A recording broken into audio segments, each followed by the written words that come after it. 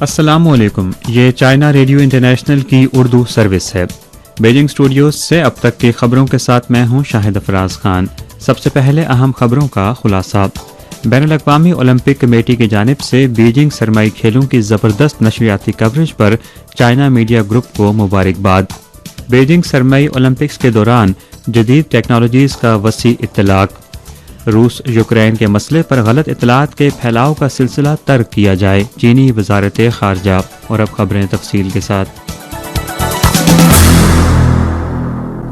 15 تاریخ کو بین الاقوامی اولمپک کمیٹی کے صدر تھامس باخ نے بیجنگ 2022 سرمائی اولمپکس کی کامیاب نشریاتی کوریج پر چائنا میڈیا گروپ کو مبارکباد دی۔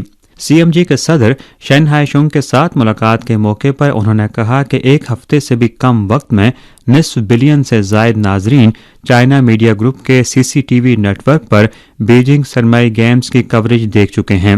11 فروری تک چین میں ٹی وی پر سرمائی کوریج کے 2.05 بلین گھنٹے دیکھے جا چکے ہیں، جو پیونگچنگ 2018 اور سوچی 2014 کے مشترکہ طور پر دیکھے گئے گھنٹوں سے 15% زائد ہے۔ تھامس باخ نے ان کامیابیوں اور سی ایم جی کے دیرینہ شراکت کے اعتراف میں شین ہائی شنگ کو آئی او سی پریزیڈنٹ ٹرافی سے بھی نوازا۔ یاد رہے کہ گزشتہ سال اکتوبر میں سی ایم جی نے C C T V Olympic channel بھی لانچ کیا تھا۔ یہ دنیا کا پہلا 4K ultra H D sports channel ہے جو 24 گھنٹے کھیلوں کی نشریات پیش کرتا ہے۔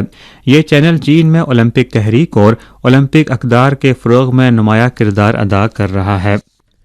16 تاریخ کو بیجنگ سرمائی گیمز کے حوالے سے منعقدہ ایک میڈیا بریفنگ میں بتایا گیا کہ گیمز میں مجموعی طور پر 212 ٹیکنالوجیز کا اطلاق کیا گیا ہے، جو بیجنگ سرمائی اولمپکس کے سادہ، محفوظ اور شاندار انعقاد کے لیے مضبوط معاونت فراہم کر رہی ہیں۔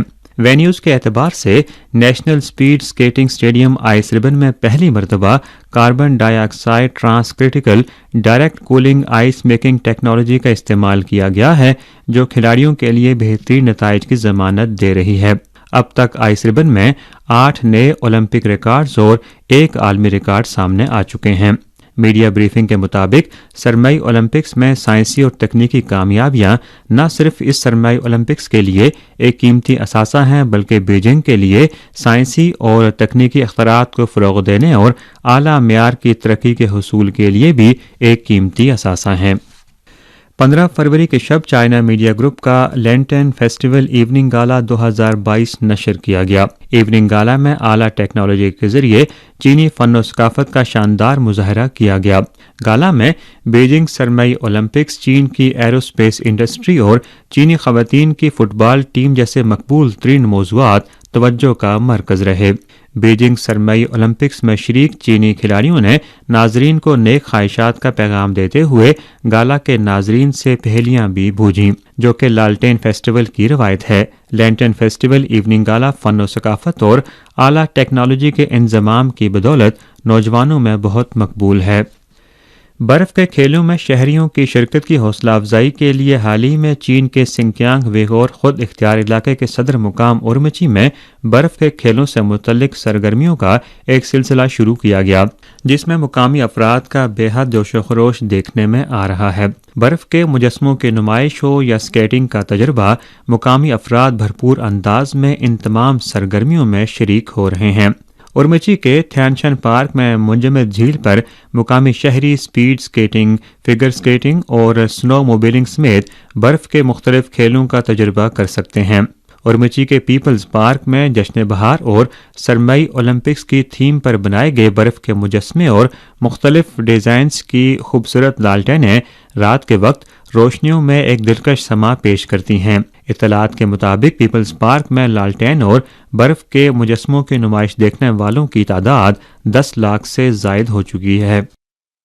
برطانوی میڈیا ڈیلی ٹیلی گراف نے 11 فروری کو تازہ ترین اعداد و شمار کے حوالے سے بتایا کہ گزشتہ سال برطانیہ میں کل درآمد شدہ مصنوعات کا تقریباً 7واں حصہ چین سے آیا ہے۔ یوں برطانیہ کا چین پر انحصار پہلے سے کہیں زیادہ بڑھ چکا ہے۔ 2021 میں چین نے برطانیہ کو تقریباً 63.5 بلین پاؤنڈ مالیت کی مصنوعات برآمد کی، جو جرمن مصنوعات سے تقریباً 12 بلین پاؤنڈ اور امریکی مصنوعات سے تقریباً 26 بلین پاؤنڈ زائد ہیں۔ 16 تاریخ کو چینی وزارت خارجہ کے ترجمان وانگ ونبن نے یومیہ میڈیا بریفنگ میں روس یوکرین تنازع کے حوالے سے کہا کہ امریکہ نے گزشتہ چند دنوں میں جنگ کے خطرے کو بڑھاوا دیا ہے اور تناؤ پیدا کیا ہے، جس سے یوکرین کے اقتصادی اور سماجی استحکام اور لوگوں کی زندگیوں پر شدید اثرات مرتب ہوئے ہیں۔ امریکی اقدام متعلقہ فریقوں کے درمیان مذاکرات کے فروغ میں رکاوٹ بنا ہے۔ ترجمان نے کہا کہ روس کا بیان مشاہدے میں آیا ہے جس میں اس نے یوکرین کے معاملے پر مغربی رویے کو اطلاعاتی دہشت گردی قرار دیا ہے۔ 15 فروری امریکہ اور مغرب کے پروپیگنڈے کی ناکامی کا دن ہے۔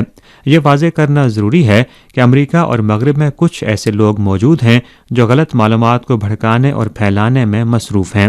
ایسے عناصر پہلے سے مسائل میں گھری دنیا کو مزید افراتفری اور غیر یقینی صورتحال سے دوچار کر رہے ہیں اور عدم اعتماد اور تقسیم کو بڑھا رہے ہیں۔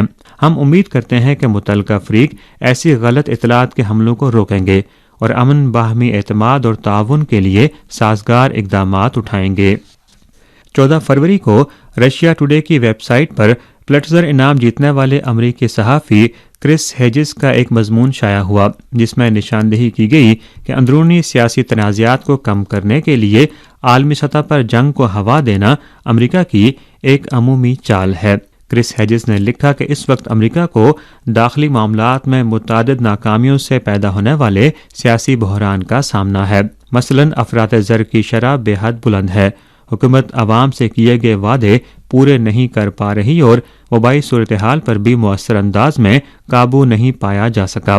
ان مسائل کے سامنے امریکی حکومت کی نااہلی پر سے عوام کی توجہ ہٹانے کے لیے امریکہ نے اپنے معمول کے حربے کا استعمال کرتے ہوئے بقا کا خطرہ تراشا ہے اور جنگ کو ہوا دی ہے۔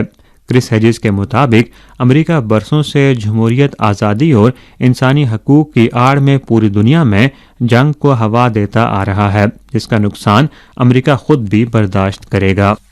15 تاریخ کو WHO کی نوول کرونا وائرس کے حوالے سے جاری ہفتہ وار رپورٹ میں نشاندہی کی گئی ہے کہ 7 فروری سے 13 فروری تک دنیا بھر میں وبا کے 16 ملین سے زائد نئے مصدقہ کیسز سامنے آئے، جو کہ پچھلے ہفتے کے مقابلے میں 19% کم رہے، اور نئی اموات کی تعداد پچھلے ہفتے کے تقریباً برابر رہی ہے۔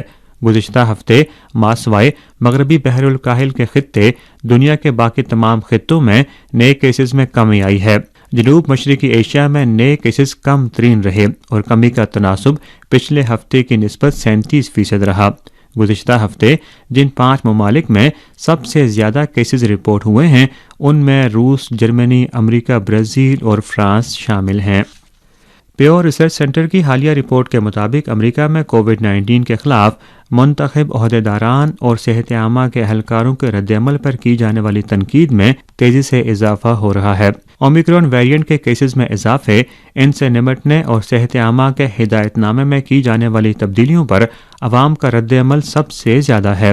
60% امریکیوں کا کہنا ہے کہ کرونا وائرس کے پھیلاؤ کی رفتار کو سست کرنے کے بارے میں صحت عامہ کے اہلکاروں کی جانب سے تبدیل ہوتی ہوئی ہدایات سے وہ الجھن کا شکار ہو رہے ہیں۔ صحت عامہ کے اہلکار اس وبا پر کس حد تک رد عمل ظاہر کر رہے ہیں، اس معاملے پر امریکی اب تقریباً یکساں طور پر تقسیم ہو چکے ہیں۔